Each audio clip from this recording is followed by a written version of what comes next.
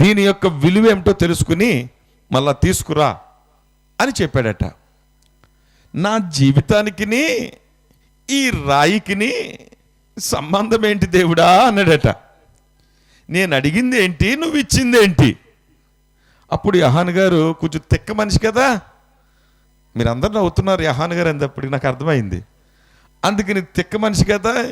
అప్పుడు దేవుడు అన్నాడట, యహాన్ గారు మీరు చాలా మంచి తిక్క మనిషి నాకు తెలుసు, మీ ప్రశ్నకు సమాధానం అందులోనే ఉందయ్యా, నేను చెప్పింది చెయ్యి అన్నాడట.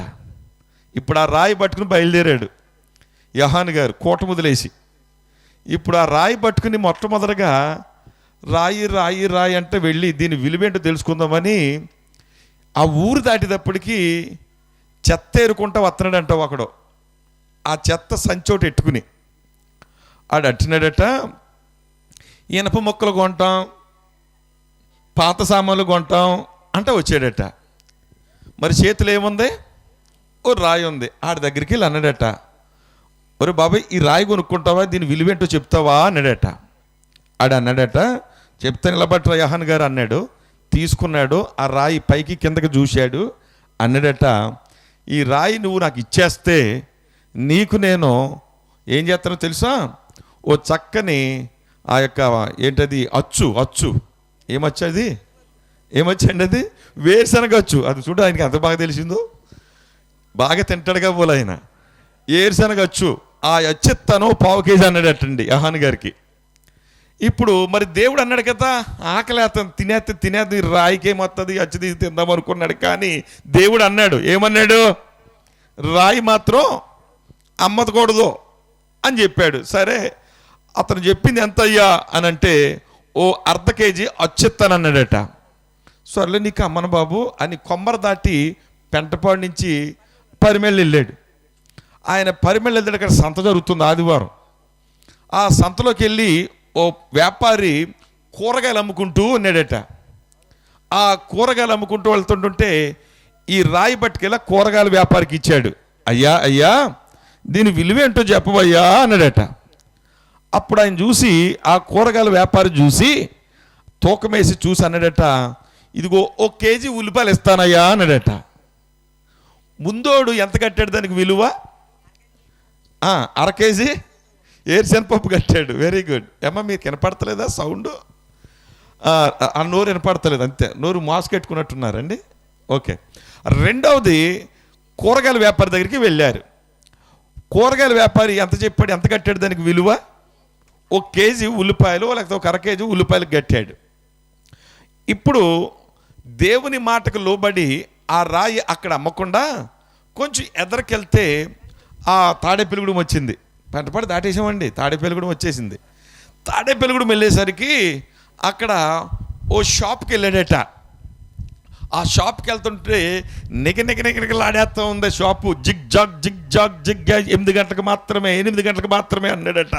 ఏంట్రా అంటే లైన్ తీరేసి ఉన్నారు కుర్రోళ్ళు అందరూ కూడా. లైను 8 దాటితే మళ్ళీ మూతేసేస్తారు. ఏంటది, అదిగో చూడండి, చేయి చూపిస్తాడు, అర్థం చూపిస్తాడు ఆయన. ఆల్కహాల్ ఓ సీసా 1/4 బాటిల్ అమ్మే లైన్లో కట్టున్నారట. ఈయనకి లోపల బాగా ఆకలేసేస్తుంది, దాహం వేసేస్తుంది. ఏం చేశాడంటే, అనగారు మీరు కదనుకోండి, జనకి చెప్తున్నాను.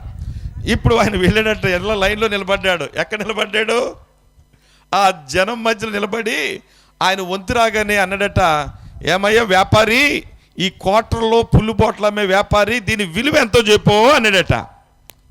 వాడు ఇలా చూసి పైకి కింద చూస్తుంటే తలుపులాడుతుంది.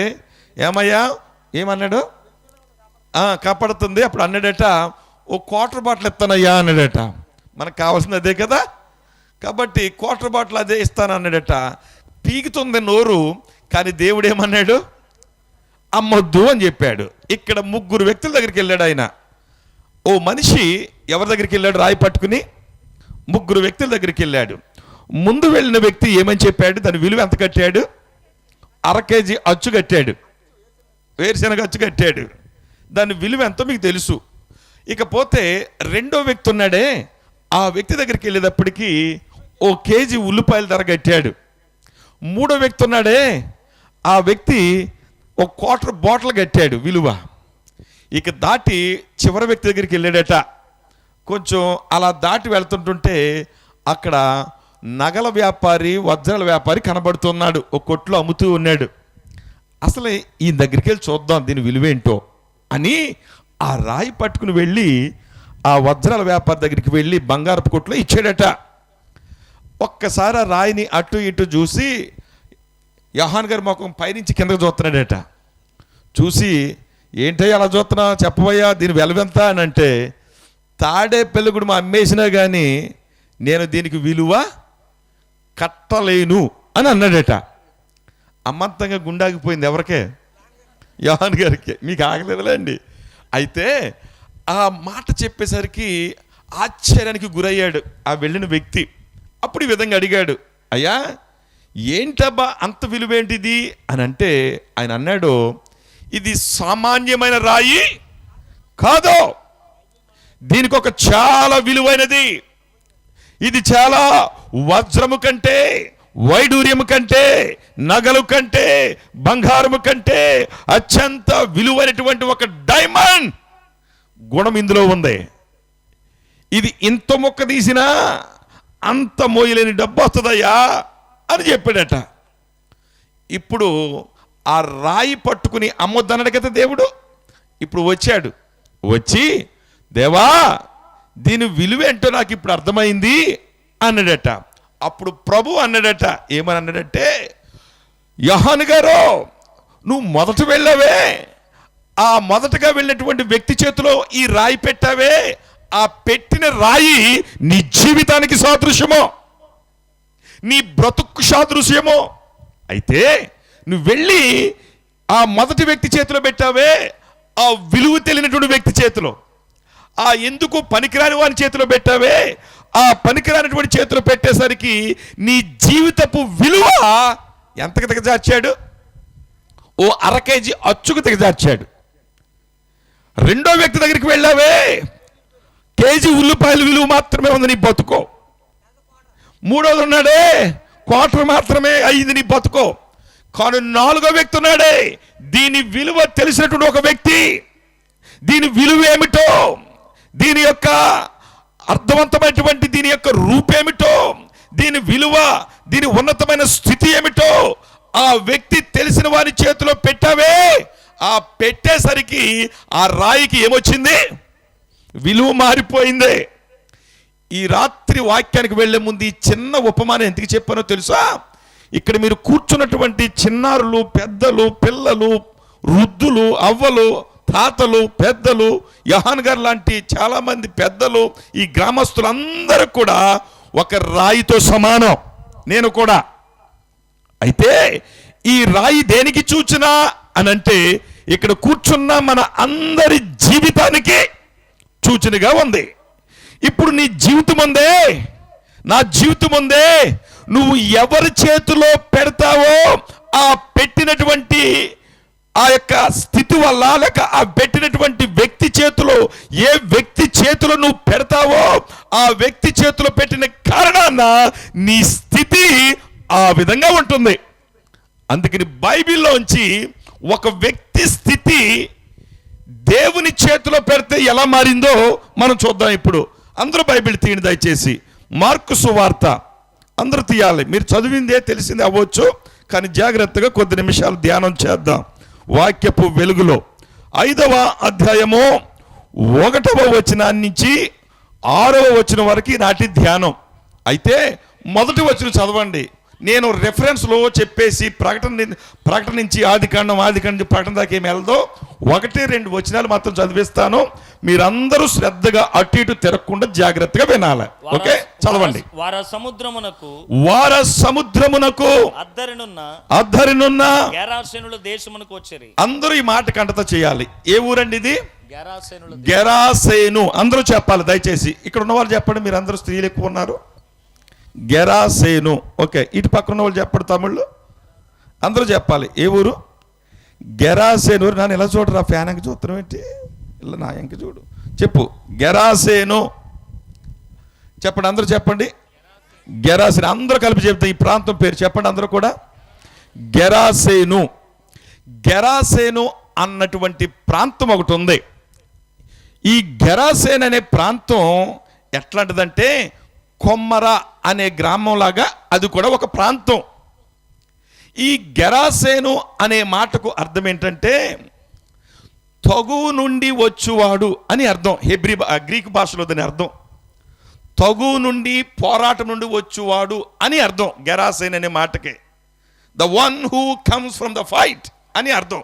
అంటే తగువు నుండి, పోరాటాల నుంచి వచ్చిన వాడు అని అర్థం. ఆ మాటకి అర్థం గెరాసేను అనే పదానికి. అయితే ఈ గెరాసేను అనేది ఒక ప్రాంతం, ఒక ఊరు. కొమ్మర ఎలాగైతే ఉందో అట్లాగనే ఓ ప్రాంతం అది. ఇది విచిత్రం ఏంటంటే గలలీ అనే ఒక సముద్రం ఉంది. ఆ గలలీ సముద్రానికి ఆపోజిట్ డైరెక్షన్లో, అంటే దానికి వ్యతిరేకమైనటువంటి దూర మార్గమున సముద్రపు అవతల అంచున ఉంటుంది. యేసయ్య ఆ సముద్రంలో ప్రయాణం చేసుకుంటూ వస్తాడనమాట.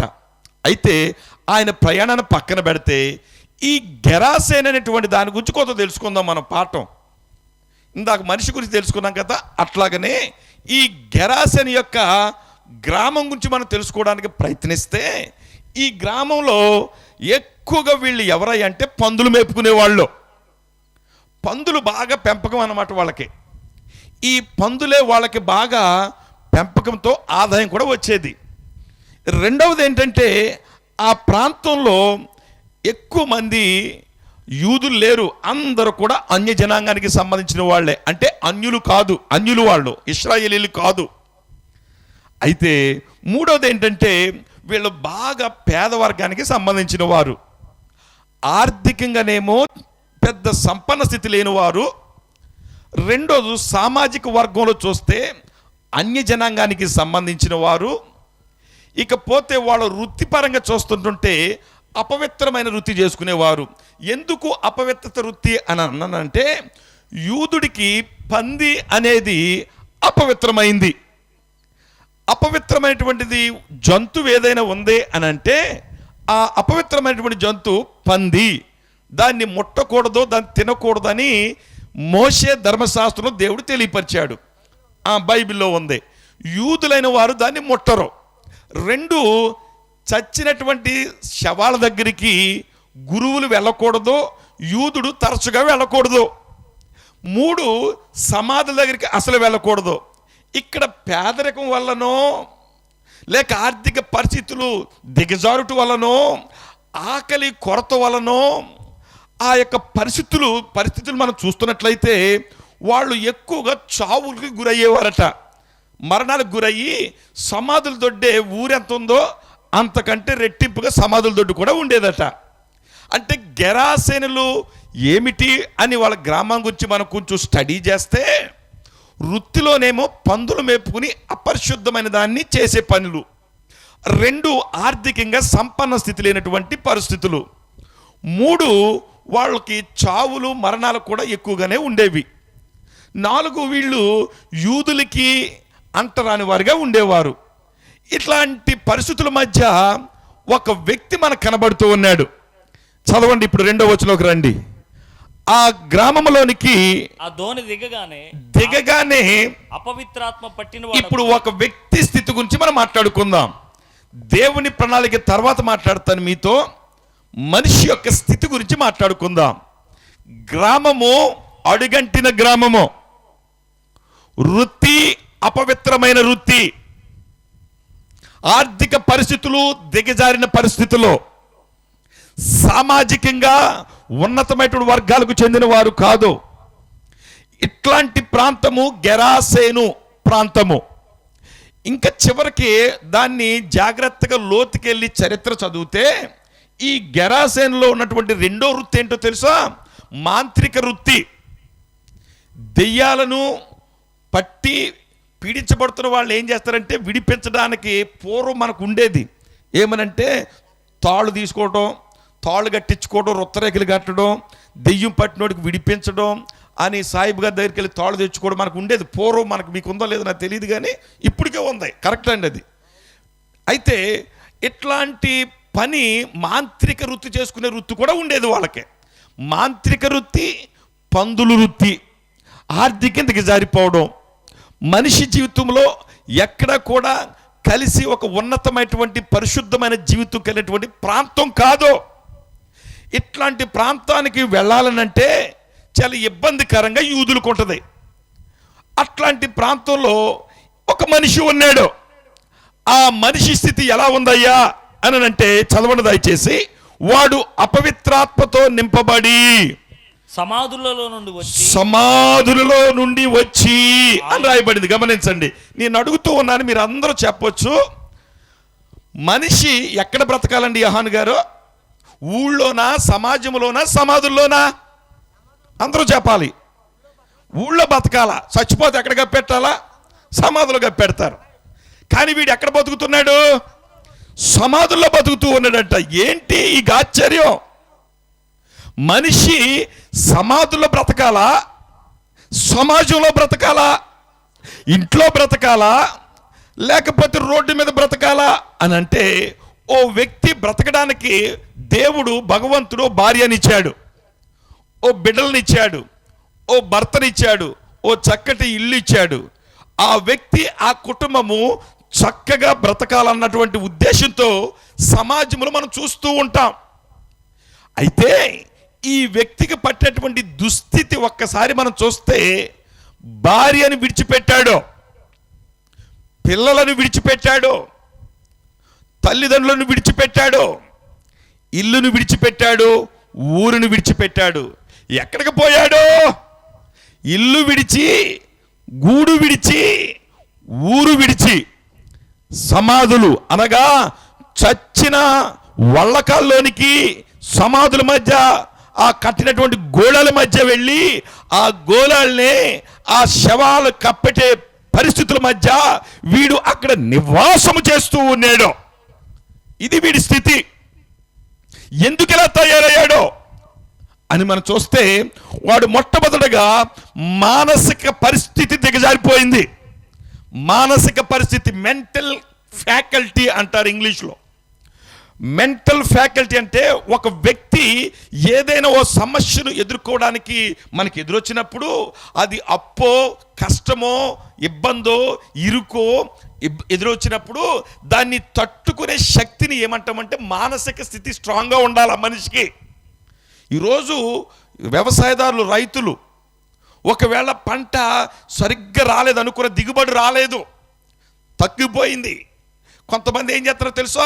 ఆత్మహత్యలు చేసుకుంటున్నారు. కొంతమంది అనుకున్న ఉద్యోగాలు రావడం లేదు, అనుకున్న ర్యాంకులు రావడం లేదు, అనుకున్న చదువులు ముందుకు వెళ్ళడం లేదు. వీళ్ళు ఏం చేస్తారో తెలుసా? తట్టుకోలేని స్థితిలో ఏం చేస్తున్నారు అంటే, ఏదో తాగి నుయ్యో గొయ్యో తీసుకుని ఆత్మహత్యలు చేసుకుని చనిపోతున్నారు. కారణం ఏంటో తెలుసా? వారి మానసిక స్థితి స్ట్రాంగ్గా లేదు, బలంగా లేదు. ఒక వ్యక్తి జీవితంలో మానసికంగా కృంగిపోతే, అతని యొక్క మానసిక స్థితి సరిగ్గా లేకపోతే, వాడు ఎదుర్కోవలసినటువంటి శవాళ్ళు, కుటుంబంలో పిల్లల బాధ్యతలు, భార్య, భర్త, కుటుంబము, సమాజము, వారికున్న వ్యవసాయము లేక వ్యాపారము, ఏ రంగంలో భగవంతుడు మిమ్మల్ని పెట్టాడో దాన్ని ఎదుర్కోవాలంటే మానసిక స్థితి స్ట్రాంగ్గా, బలంగా ఉండాలి. వీడికి లేదో. రెండు, ఆరోగ్యపరంగా గౌరవప్రదంగా బ్రతకాలంటే మనిషికి వస్త్రాలను బట్టి కూడా గౌరవం ఉంటుంది. మీరు చూడండి, చక్కటి వస్త్రాన్ని వేసుకుని వస్త్రాలు లేకుండా మరొకరిని, మీరు ఇద్దరు వ్యక్తులను తీసుకుని ఒక ఇంటికి వెళ్తే ముందు ఎవరికి నమస్కారం చేస్తారు యోహాను గారు? మంచి వస్త్రాలు, తెల్లటి వస్త్రాలు మీకులాగా వేసుకున్నాడు, నాకులాగా వేసుకున్నాడు. ఇంకొకడు చిరిగిపోయిన బట్టలతో వచ్చాడు.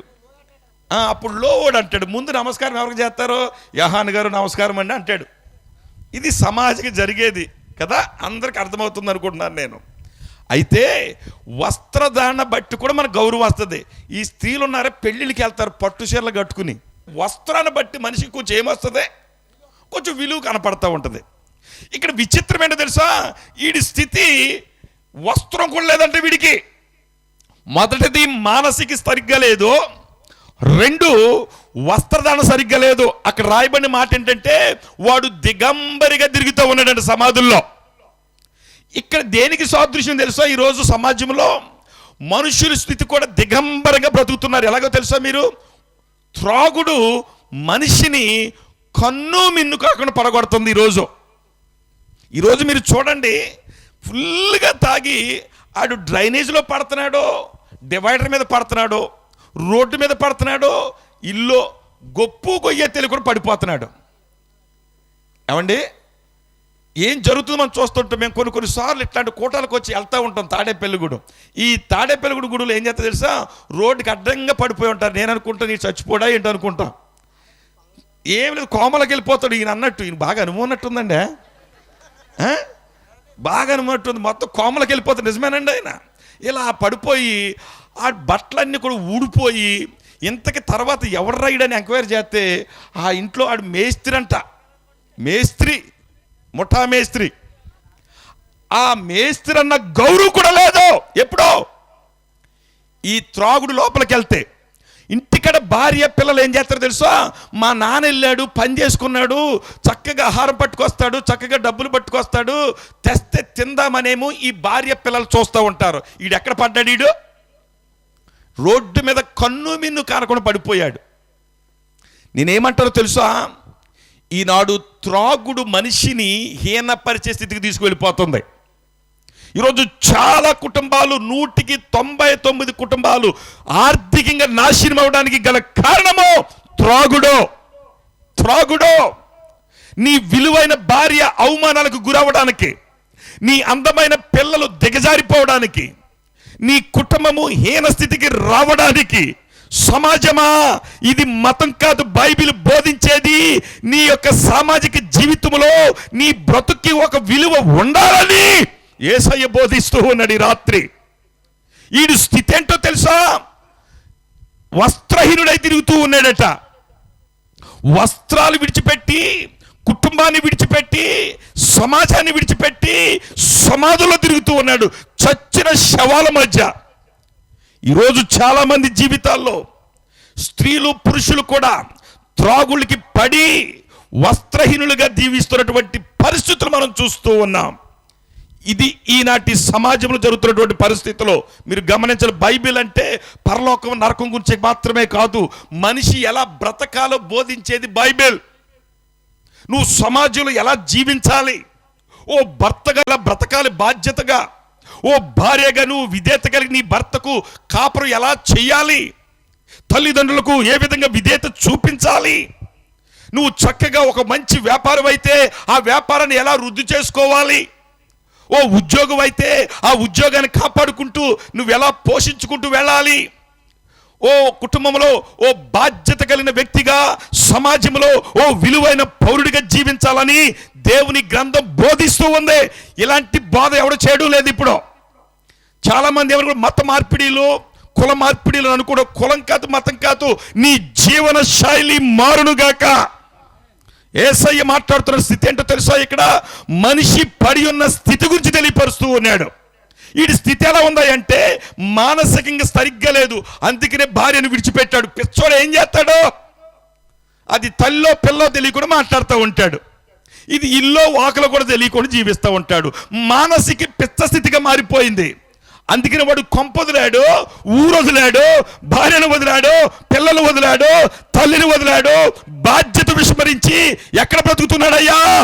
సమాజంలో మాని సమాధుల్లో బతుకుతున్నాడు. మానసిక స్థితి చెడిందే. రెండవది, వాడు ఆర్థిక స్థితి కూడా చెడిపోయింది. వస్త్రాలు లేవో.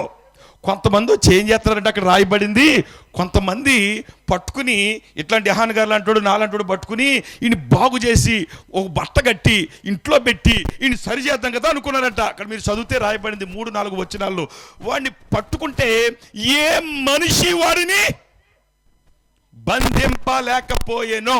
Nobody is able to bind and time him. తన జీవితంలో ఏ వ్యక్తి కూడా, అయ్యా నీవు ఈ వస్త్రం కట్టుకుని, ఈ మంచి ఆలోచన తీసుకుని ఈ భార్యను, నీ బిడ్డలను, నీ కుటుంబాన్ని, నీ వృద్ధాప్యులను, నీ తల్లిని పోషించుకోవయ్యా, జాగ్రత్తగా ఉండవయ్యా అని నీలాంటోడు నాలాంటోడు వచ్చి ఒక మాట చెబుతుంటుంటే ఆ మాటలు లెక్క లేకుండా లాగి కొడతా ఉన్నాడు. చివరికి ఏం జరిగిందో తెలుసా, వీళ్ళందరూ ఏకమైపోయి, ఒరే ఇంటి ఇలా కాదురా, ఇన్ని తాళ్ళుతో సంఖ్యలతో బంధించి ఇంటికి కట్టేద్దాం, స్తంభానికి ఇది పందిరికి కట్టేద్దాం అని కట్టేశారట. కట్టిన కట్టినా కానీ వాడు ఏం చేస్తున్నాడు తెలుసా? కట్టినోళ్ళని కొడుతున్నాడు, కట్టబడిన సంఖ్యలను కూడా ఏం చేస్తున్నాడు? తెంపుకుని తుత్తనీలుగా చేసేసాడట. ఇది వీడి స్థితి. ఈరోజు మీరు సమాజంలో చూడండి, ఇలాంటి ఒక యవనస్తుడు. మొన్ననే నేను ఇంట్లోకి వెళ్తా ఉన్నాం, ఆ కారు వేసుకుని పక్కనే 12 అవుతుంది టైం, ఇట్లాంటి యవన బిడ్డ కూర్చున్నాడు ఆ రోడ్డు పక్కన. ఆడు కారు వస్తుంది, ఎంత పెద్ద కారు వస్తుంది కదా, తప్పుకుందాం అనుకుంటా, అక్కడ కూర్చున్నాడు. ఏం చేస్తాడో తెలుసా? Tick tick tick tick tick tick కొట్టేస్తున్నాడు. ఏంటి ఇలాగ ఆడుతున్నాడు ఏంటని నేను చూస్తుంటుంటే, సెల్ ఫోన్ గేము. రాత్రి 12 గంటలకు కూర్చుని, మరి వాళ్ళ అమ్మ కానీ వాళ్ళ బాబు కానీ ఏడీడు మన కుర్రోడు ఏమైపోడు అన్నటువంటి ఆలోచన కూడా లేదా? ఈరోజు చూడండి, కొంతమంది యువతులు, ఒక యవనస్తుడు ఉన్నాడు, వాడు ఏం చేస్తాడు తెలుసా? పొద్దునంతా సేవ చేసుకొచ్చేస్తాడు. సేవకుడు సాయంత్రం అయిన తర్వాత దుప్పటి ముసుకేసుకుని దుప్పట్లో ఓపెన్ చేస్తాడు సెల్ ఫోన్. దుప్పట్లో ఓపెన్ చేస్తాడు, ఎందుకంటే వాళ్ళ అమ్మ బాబు చూస్తారేమో అని. ఓపెన్ చేసి లోపల ఆడుతూ ఉన్నాడు. 3 అయిన తర్వాత లోపల అన్నాడు. ఇడికైనా పట్టిందేమో అనుకున్నాను నేను. ఎంతకంటే తెలుసా, లోపల దుప్పట ముసుకేసుకుని ఏం చేస్తున్నాడు? వాడు గేమ్ ఆడుతూ ఉన్నాడు. ఈ గేమ్ ఆడి ఆడి ఆడి తెల్లారి ఆదివారం సేవకి వెళ్తా కూడా మానేశాడు.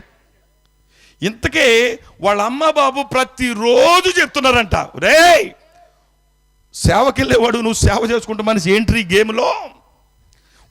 ఒకడు కొడుకు మళ్ళీ రేపు పొద్దున ఏమని అంటీడు ఏమైపోతాడో అని తిట్టి చెప్పలేక ఏం చేయాలో తెలియక, అయ్యగారు ఏమన్నా మీరు చెప్పగలుగుతారా? ఆడు ఏ కోణంలో చెప్పినా ఈ మాట వింటలేదండి. అమ్మ చెప్పండి, బాబు చెప్పండి, ఒకవేళ గట్టిగా ఏమనంటే తిన్నన్నా మానేస్తాను కానీ గేమ్ మాత్రం మానన్నాడట ఆఖరికి. ఈరోజు సెల్ ఫోన్ అనేది ఈ కుటుంబాల్లో యవనస్తులో చొరబడి, తిండి లేకపోయినా పర్వాలేదు కానీ ఏం కావాలి వీళ్ళకి వచ్చి? పోనీ అందులో చదువుకున్నటువంటి విషయాలు చూస్తున్నారా? ఉపయోగపడి ఏమైనా ఉన్నాయా అని అంటే ఏమీ లేదు. ఓ పనికిరానటువంటి అశ్లీల దృశ్యాలు, అవతల అమ్మాయిలతో అబ్బాయిలతో. ఇంకా దారుణం ఏంటంటే, ఒక సహోదరుడు నాకు తెలుసు, మొత్తం వాళ్ళు బ్రతికేదే వీడి మీద బ్రతుకుతుంటుండే. చివరికి వీడు ఎంతవరకు వచ్చాడంటే, చిన్న అద్దుకుండే పాక కూడా తాకటెట్టే స్థితికి వచ్చేసాడు. ఏమైందని అంటే, ఈ ఆన్లైన్లోనంట బెట్టింగ్లు మొదలెట్టాడట. అమ్మ చెప్తూ ఉంది, మన స్థితి ఏంటి, మన బ్రతుకేంటిరా? వద్దురా, నీ మీద నువ్వు పొద్దున్న వెళ్ళి సాయంత్రానికి వస్తే తెచ్చే 200లతో మన కుటుంబం బ్రతుకుతుంది. నువ్వు ఈ స్థితికి వస్తే మేము తట్టుకోలేవురా నాయన అంటే, ఆడు అన్నాడట, ఇంతవరకు నేను పెంచాను, ఇంతవరకు చేశాను, ఇప్పుడు కొంపపోయిన పర్లేదు కానీ ఆట మాత్రం నేను అన్నాడు. ఆ పిల్లవాడు తల్లిని తండ్రిని కుటుంబాన్ని బెట్టింగ్లో పెట్టాడు. ఇది తాడేపల్లిలో జరిగిన సంఘటన. మీకేం చెప్తున్నానో తెలుసా సహోదరులారా? తల్లి చెప్పినా వాడు సాగవుతలేదు, పెద్దలు చెప్పిన మాట వినడం లేదు, మాలాంటి గురువులు వచ్చి వాక్యం చెప్పినా, ఇలాంటి ఇక్కడ దైవజనులు ఆత్మపూర్ణులు దేవుని యొక్క దర్శనంతో ఎక్కడో ఆయన కృష్ణా జిల్లాయో ఏ జిల్లాయో వదిలిపెట్టి, ఏ గ్రామం వదిలిపెట్టేసి ఈ కొమ్మరనే గ్రామంలో ఈయన బాధలు, రాత్రులు పగలు కష్టాలు పడి, జాన్ బాబాయ్ గారు అయ్యా ఇలా జీవించండి అయ్యా అని ఈ వాక్యాలు బోధిస్తుంటుంటే ఎవడు చెప్పినా వినడం లేదు. కారణం ఏంటో తెలుసా? ఎవడను వాడిని సాగు చేయలేదట. ఏంటి అసలు ఎందుకు జరుగుతుంది? ఈ స్థితిలోకి రావడానికి గల కారణం ఏంటి? What is the cause, what is the purpose to become such a lean and Sen person? ఎందుకు ఇట్లాంటి పిచ్చోడిగా, ఇట్లాంటి దుర్మార్గంగా, ఇంత నీచికమైన స్థితికి రావడానికి గల కారణం ఏమిటి? సమాజంలో ఎవరికి అర్థం అవ్వలేదట. అమ్మకి అర్థం అవ్వలేదు, బాబుకి అర్థం అవ్వలేదు, పెద్దలకు అర్థం అవ్వలేదు. ఆఖరికి ఏం చేశారు తెలుసా? ఒక నిర్ణయానికి వచ్చారు, వీడికి దెయ్యం పట్టింది. నిజమే, దెయ్యం పడతాం వాస్తవమే, కానీ ఈ దెయ్యం పడుతుంటే మన దగ్గర మాంత్రికులు ఉన్నారే, తాడు కట్టించుకుని ఎంతమందికి బాగుపడలేదు. ఓసారి మా ఊరు నుంచి, ఓ పల్లెటూరు మాది, ఆ పల్లెటూరు నుంచి వచ్చారు. ఇక్కడే పెంటపాళ్ళు ఒక ఆయన ఉంటారు, సాయిబు గారు. ఆ రోజుల్లో, ఇప్పుడు కాదు, నేను 20 సంవత్సరాల స్టోరీ చెప్తున్నాను, ఒకళ్ళు లైవ్లో కూడా వినొచ్చు. ఎలాగంటే ఆ సాయిబు గారి దగ్గరికి వస్తే ఆడు నెల్లూరుని తీసుకొచ్చారు ఇక్కడికి. పెద్ద భూతం పట్టిందంట. ఈయనలాగా ఉంటాడు, ఇంతలా నాకులాగాను ఉంటే సాయిబు గారి దగ్గరికి వచ్చాడండి. మన ముదునూరు పాడే, ఇక్కడ పెంటపాడు. ఆ రోజుల్లో 20 సంవత్సరాల కింద జరిగిన సంఘటన ఇది. వచ్చాడట, ఇలా కూర్చున్నాడట. ఇలా చూస్తా ఉన్నాడంటే కుర్చీలో ఇలాంటి కుర్చీ వేశారు, ఇలా చూస్తా ఉన్నాడంటే సాహిబ్ గారు వచ్చాడు చూస్తున్నాడు, ఇలా చూస్తుంటే ఏమిరా అలా చూస్తున్నావు అన్నాడు. ఈయన చూసి ఆయన సర్దుమని పోతాడు కాబట్టి అనుకున్నాడు. వాళ్ళలో ఉన్న దెయ్యం ఏం చేసింది తెలుసా, ఒక్కసారి సాహిబ్ గారు కూర్చున్న కుర్చీ లాక్ కొట్టాడంట. కొట్టేటప్పటికి 2 మొక్కలు అయిపోయింది ఆ కుర్చీ. ఇక చూడండి, సాహిబ్ గారు చుట్టూ ఈడు తిరుగుతున్నాడు, ఈడు చుట్టూ సాహిబ్ గారు తిరుగుతున్నాడు, అర్థమవుతలేదు మాకు. వాళ్ళ బిల్డింగ్ ఇప్పుడు ఉంది, చుట్టూరు తిరుగుతూ ఉన్నారు. ఆయన తిప్పుతున్నాడు, రే నన్ను సంతోషం చేస్తావరా, నన్ను స్వాధీనం చేస్తావేట్రా, నన్ను కంట్రోల్ చేస్తావరా, నువ్వెవడవరా, నేను నెల్లూరు నుంచి వచ్చిన శక్తిని రా అన్నాడు. ఇలాగా అనేటప్పటికి ఈయన లేచాడు, ఈయన పరిగెడతాడు ఆయన చుట్టూరు, ఈయన వెనకాల ఈడు తిరుగుతున్నాడు. చూసి వాళ్ళకి ఎలాగొందంటే ఆయన ఈయన తిరుగుతున్నాడో లేదు నేను ఆయన తిప్పుతున్నాడో అర్థమవుతలే. నేను ఎందుకు చెప్పాను, నవ్వడానికి కాదు. ఒక్కొక్క వ్యక్తిని, ఒక్కొక్క దుష్ట శక్తిని స్వాధీనం చేసే మొనగాడు ఈ లోకంలో లేడు. ఈనాడు చాలా కుటుంబాలు ఆర్థికంగా, మానసికంగా, అనారోగ్యాలతో, సమస్యలతో, ఒత్తులతో గురయ్యి ఆ కుటుంబ పరిస్థితులు ఏం చేయాలో అర్థం కాక గిలగిల కొట్టుకున్నటువంటి స్థితిలో సమాజము ఉంది. ఈ స్థితిలో ఏం చేయాలబ్బా అని ఆలోచిస్తూ ఉంటుంటే ఇప్పుడు 6వ వచనంలోకి రండి. అక్కడ రాయబడిన మాట, ఒక అద్భుతమైన మాట ఉంటుంది. ఆ స్థితిలో ఉన్నటువంటి మనిషిని ఏ మానవుడి వల్ల కాలేదు, ఏ మాంత్రికుడి వల్ల కాలేదు, ఆ గెరాసేన్లో ఉన్నటువంటి గొప్పవారి వల్ల కాలేదు, ధనికుల వల్ల కాలేదు, సమాజం వల్ల అంతనే కాలేదు. మానవ ప్రయత్నాలు విఫలమై చివరికి చత్తే చావురా నీ కర్మ నువ్వు పా అని వదిలిపెట్టారు. ఇప్పుడు వాడు ఏం చేశాడు తెలుసా, వాడు దూరం నుండి యేసును చూసి, ఇప్పుడు గమనించు, దూరం అంటే ఎక్కడో తెలుసా మీకు, ఈడు సమాధుల్లో కాపురం పెట్టేశాడు. ఇప్పుడు కొంతమంది ఉంటారు, భార్యను వదిలిపెట్టేసి, పిల్లలను వదిలిపెట్టేసి, ఆ పెళ్లి భార్యను వదిలిపెట్టేసి ఇంకో దాని దగ్గరికి వెళ్ళి కాపురం పెడతా ఉంటారు. పెట్టి కుటుంబాలను నాశనం చేసి చాలా దుర్మార్గంగా ఉంటే ఓ రోజున ఒక ఆయన దగ్గరికి వెళ్ళాం. అయ్యగారు ఉన్నారండి, అయ్యగారండి ఉన్నారండి, ఎక్కడున్నారండి, చిన్నమ్మగారి ఇంటికాడ ఉన్నారండి. ఎక్కడున్నారంటండి. ఈరోజు కుటుంబాల్లో చాలామంది కుటుంబాల్లో వివాహపు భార్యను, దేవుడిచ్చిన భార్యను ఉసూరు పెట్టి, కుటుంబాలను ఉసూరు పెట్టి, దేవుడిచ్చిన భర్తను ఉసూరు పెట్టి పక్క కాపరాలు పెడుతున్నటువంటి దుర్మార్గ సమాజంలో మనం జీవిస్తూ ఉన్నాం. దేవుడు ఇష్టపడడం లేదు అట్లాంటి దుర్మార్గమైనటువంటి కాపరాలతో. ఇది ఎక్కడ పెట్టాడు కాపరం, సమాధుల్లో పెట్టాడట. భార్యను, కుటుంబాన్ని, వాడి కుటుంబ పరిస్థితులను విడిచిపెట్టి వీడు జీవించవలసిన స్థితిని, అసలైన స్థితిని, ఒరిజినల్ స్థితిని వదిలిపెట్టి వీడి స్థితి హీన స్థితికి వచ్చింది, దుర్మార్గ స్థితికి వచ్చింది. ఈ స్థితిలోకి వచ్చేసరికి ఇప్పుడు ఎవడి వల్ల పని అవ్వలేదు కదా, అటు మాంత్రికుడు అవ్వలేదు, ఇటు సమాజము అవ్వలేదు. ఆఖరికి ఇంక వదిలిపెట్టారు. నీ చావు నువ్వు చావరా, ఇక మేము ఏం చేయలేమని చేతులు ఎత్తారు. ఇదే కదా మనం చేసేది. ఆఖరికి ఓ ప్రయత్నం చేస్తున్నాం, 2 సార్లు కూర్చోబెడతాం, అమ్మా ఇలా తిరక్కే, ఒరే బాబు ఇలా చేయకురా, అరే ఇది మంచిది కాదురా అని చెప్పమనుకోండి, వినరు కదా, వినం కదా. అట్లాగా వినుకోకుండా చివరికి అలాగే నువ్వు వెళ్ళిపోతున్నట్లయితే ఇక సమాజం ఏం చేస్తుందో తెలుసో, పెద్దలు ఏం చేస్తుందో, నీ కర్మ నువ్వు పో అన్నట్టుగా విడిచిపెట్టారు వీడిని. ఎప్పుడైతే విడిచిపెట్టారు, వీడు వెళ్ళిపోయి సమాధుల్లో బతుకుతూ ఉన్నాడు.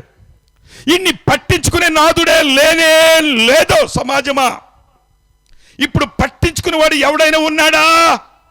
ఈ స్థితిలో, పిచ్చ స్థితిలో, హీన స్థితిలో, దిగంబర స్థితిలో, ఒంటరి స్థితిలో, ఎందుకు పనికినటువంటి విలువలేని స్థితిలో, అంటరాని స్థితిలో, దూరముగా సుమారుగా 30 కిలోమీటర్లట ఆ సముద్రంలో దగ్గర ఉన్నటువంటి సమాధి దగ్గర నుంచి గలిలయ యేసయ్య బయలుదేరేటువంటి ఆ అవతల ఒడ్డు నుంచి ఈడు ఉన్నటువంటి సమాధి దగ్గరికి డిస్టెన్స్ చూస్తే 30 కిలోమీటర్ల దూరం ఉంటుందట. 30 మైళ్ళు, క్షమించండి, 30 మైళ్ళు.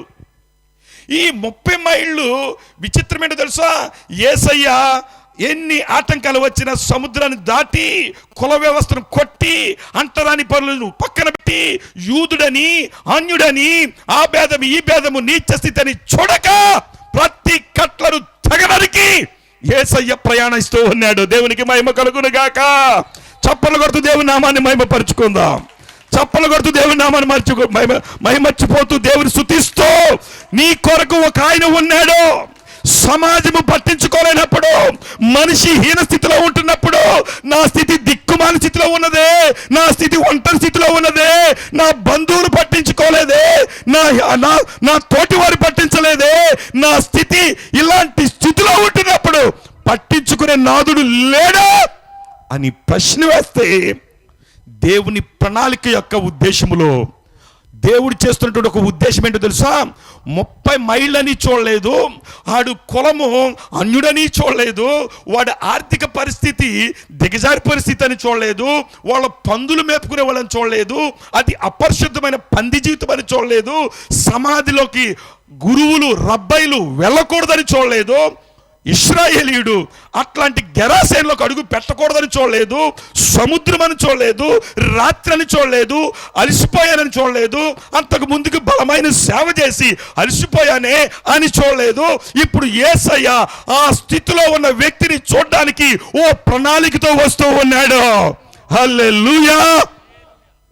ఈ రాత్రి నువ్వు ఏ స్థితిలో ఉన్నావు నాకు తెలియదు కానీ ప్రియ సహోదరి సహోదరుడా, నువ్వు ఏ మతమైన ఏ కులమైనా పర్వాలేదు, ఏ స్థితిలో ఉన్నా పర్వాలేదు, కానీ నీ స్థితి ఒంటరిగానో, నీ హీన స్థితిలోనో, లేక నిన్ను పట్టించుకునే స్థితిలోనో, దుర్మార్గంగానో, నీ మనుషులు మోసగించబడినటువంటి మనుషుల చేత ఓ భయంకరమైనటువంటి నిరుత్సాహ స్థితిలోనో, లేక అప్పుల స్థితిలోనో, లేక రుణాలతో కృంగిపోయి రేపో మాపో చద్దామా అన్నటువంటి నిరాశతో ఉన్నటువంటి స్థితిలోనో, ఏ మనోవ్యాధితో ఏ స్థితిలో నీవు ఉన్నావో, ఈ రాత్రి దేవుని యొక్క ప్రణాళిక ఏంటో తెలుసా?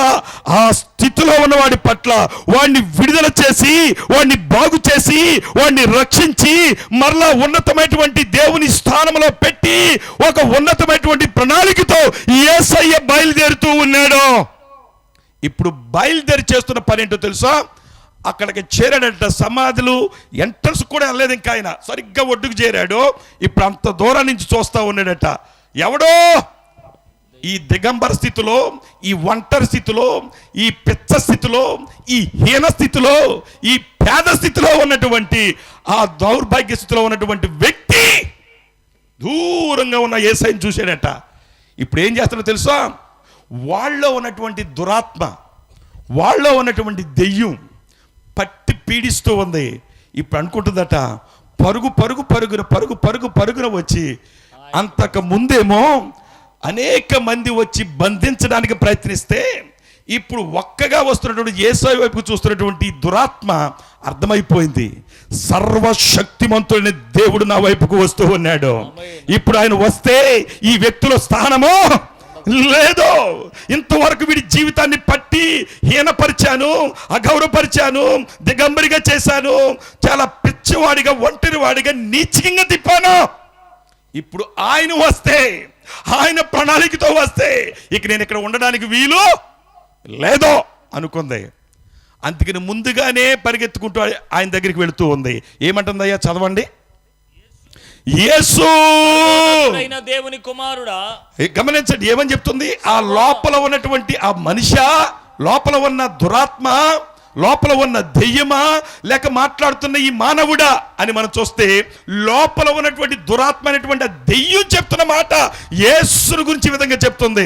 ఈ రాత్రి యేసు ఎవరో అని అడిగితే ఆయన మతాలు మార్చేవాడు కాదు, కులాలు మార్చేవాడు కాదు. జీవిత విధానంలో హీనపరచబడి, దిగజారిపోయి, అవమానపరచబడి, నీచికంగా ఉన్నటువంటి మానవ స్థితిని ఓ ఉన్నతంగా మార్చడానికి వచ్చిన లోక రక్షకుడు నా యేసు క్రీస్తు ప్రభుల వారు. అది ఎవరికి తెలిసిందో తెలుసా? వాళ్ళలో ఉన్న దురాత్మకి తెలిసింది, కానీ దేవుని పోలికలో పుట్టబడిన మనుషులకు మాత్రం తెలియడం లేదా. ఏమంటుంది ఇప్పుడు అది? యేసు దేవుని కుమారుడా. మీరు యేసు అని మామూలు చదివితే కుదరదు. అక్కడ గ్రీకులో ఇచ్చినటువంటి ఒక చాలా చాలా బలమైన మాట ఏంటంటే యేసు. అది ఆ టైప్లో వచ్చింది. అంటే ఎలాగంటే, ఇక నాకు దిక్కు లేదు, ఇవి వచ్చేస్తున్నాడు ఇప్పుడు బాసు, ఇప్పుడు నా పని ఏమైపోద్ది? ఖాళీ అయిపోద్ది.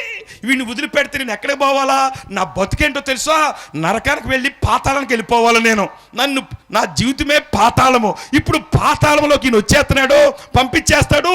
సర్వోన్నతుడైన దేవుడే వస్తే ఆయన కాళ్ళు పట్టుకోవడం తప్ప రెండో మార్గం లేదనుకుంది. దేవునికి మహిమ కలుగును గాక. రెండో మార్గం లేదని చెప్పి సర్వోన్నతుడు అనే మాటకు అర్థము ఉన్నత లోకాలలో ఉండువాడు అని అర్థం. మనకి 7 లోకాలు ఉన్నాయి, అదో పాఠం. మళ్ళీ మనం భూలోకంలో ఉన్నాం, 7 లోకాల పైన ఉన్నటువంటిది పరలోకము, దాన్ని సర్వోన్నతమైన అని అంటాం. అదే దివ్యమైన ప్రభు జీవించు స్థలము. ఆ పరలోకములు 7 లోకముల పైన ఉన్నటువంటి దిగి వచ్చినటువంటి సర్వోన్నతుడు ఎక్కడికి వచ్చాడో తెలుసా? సమాధుల్లో జీవిస్తున్నటువంటి ఆ పనికి మాలిన హీన స్థితిలో ఉన్న మానవుని దగ్గరికి ఆయన వస్తూ ఉంటుంటే సర్వోన్నతుడు వచ్చేసరికి ఏమవుతుందో తెలుసా? ఆ సర్వోన్నతుడు చూసి లోపల ఉన్న దురాత్మ ఖాళీ చేసి పందుల దగ్గరికి పోయింది. ఆశ్చర్యం ఏంటంటే, ఇక సమయం లేదు గనుక వివరించడానికి, ఎప్పుడైతే ప్రభు దాన్ని బయటికి పంపాడో ఈ వ్యక్తి ఏమయ్యాడు తెలుసా? ఇప్పుడు చక్కటి వస్త్రాలు ధరించాడు. దిగంబరిగా ఉన్నవాడు ఏం ధరించాడు? ఇప్పుడు వస్త్రాలు ధరించాడు. ఇప్పుడు సమాధిలో ఉన్నవాడు ఎక్కడికి వచ్చాడు? సమాజంలోకి వచ్చాడు. ఇప్పుడు ఒంటరిగా ఉన్నవాడు ఏమైపోయాడో? మందితో, సమాజంలో ఉన్నటువంటి జన సమూహముతో, కుటుంబముతో మధ్యలో ఉన్నాడు. ఒంటరిగా ఉన్నవాడు గుంపుగా మారిపోయాడు. ఇతని హీనస్థితి ఒక గౌరవప్రదమైన స్థితికి వచ్చింది. యేసు ఎవరు అని అంటే నీ స్థితిని మార్చువాడు అని ఈ రాత్రి మీకు తెలియపరచాలని ఆశిస్తూ ఉన్నాను. ఈ రాత్రి నా ప్రియ సహోదరి సహోదరులారా, ఒక చిన్న మాట నేను చెప్పి నేను ముగిస్తాను. చాలామంది ఈనాడు యేసుక్రీస్తు మీద సరైన అవగాహన లేక, పాపం మీద ఉన్నంత అవగాహన యేసయ్య మీద ఉంటే ఎంత బాగుండో అనిపిస్తూ ఉంటుంది నాకు. పాపం మీద ఉన్న మోజు యేసయ్య మీద ఉంటే ఎంత బాగుండో అనిపిస్తుంది. ఒకరోజు ఏం జరిగిందో తెలుసా? పాపము ఎంత దిగజార్చే స్థితికి తీసుకెళ్తుందో, ఈరోజు సమాజాన్ని హీనస్థితికి తీసుకువెళ్తుందో చెప్పడానికి ఒక చిన్న ఉదాహరణ చెప్తాను నేను. ఓ వ్యక్తి ఓ బలమైనటువంటి సింహాన్ని చంపడానికి ప్రయత్నించాడట. ప్రయత్నిస్తే ఎవరికి దొరకడం లేదు. అది అడవికి రాజు ఎవరు? సింహమే కదా. ఆ సింహాన్ని చంపాలని ఈ బోయవాడు లేకపోతే ఈ వేటగాడు బయలుదేరాడు. ఏం చెయ్యాలో వీడికి అర్థం కాలే. ఒక ఆలోచన వచ్చిందట. ఆ సింహాన్ని పట్టాలి అనంటే తిని దాంట్లో ఉన్న రక్తం అంతా బయటికి లాగాల, దాంట్లో ఉన్నటువంటి బలమైన దాన్ని లాగాల, దాన్ని చంపాలా అని ఓ విచిత్రమైనటువంటి ప్రణాళిక వేశాడు. అదేంటో తెలుసా? ఆ బలమైన ఒక కత్తె ఎంత బాకుని తీసుకొచ్చి ఆ పదునుగా దాన్ని సిద్ధం చేసి దాని పైన ఓ జంతువును చంపి, మేకనో గొర్రెనో చంపి ఆ రక్తాన్ని పొరలుగా అతికించాడట, ఎండగొట్టాడట. ఇప్పుడు పైన కత్తె పైన ఏం పోసాడు? రక్తం పూశాడు. ఇప్పుడు ఈ సింహం దేనికి అలవాటు పడింది? రక్తానికి అలవాటు. దాని గుణమే రక్తము, దాని తిండే రక్తము. అలవాటు పడింది. ఆ బలహీనతను తీసుకున్నటువంటి ఈ యొక్క హంటర్ వాడు బోయేవాడు, వేటగాడు ఏం చేశాడు తెలుసా? ఓ సాధు జంతువును చంపి రక్తాన్ని పాపి దాన్ని చక్కగా పూసి ఎండగట్టి పొరలుగా పెట్టి ఇది రక్తపు గడ్డగా చేసి ఆ మృగము వెళుతున్నటువంటి మార్గమును వదిలిపెట్టిపోయాడట. ఇది వేటకు బయలుదేరి